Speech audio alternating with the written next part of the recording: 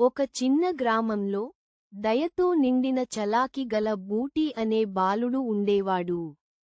ఒకరోజు అతనికి తన పూర్వీకుల మహత్తరమైన విలువల గురించి చెప్పే ఒక పాత పుస్తకం దొరికింది.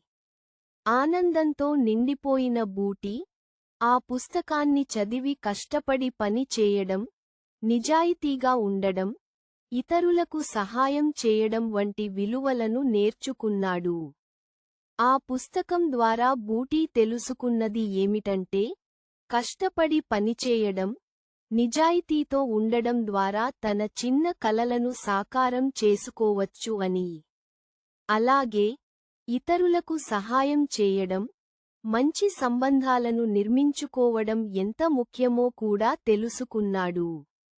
ఈ ఆత్మస్ఫూర్తి మరియు విలువలతో బూటీ గ్రామస్తుల సమస్యలను పరిష్కరించడంలో సహాయం చేసి, అందరితో కలిసి ఆనందాన్ని పంచుకున్నాడు.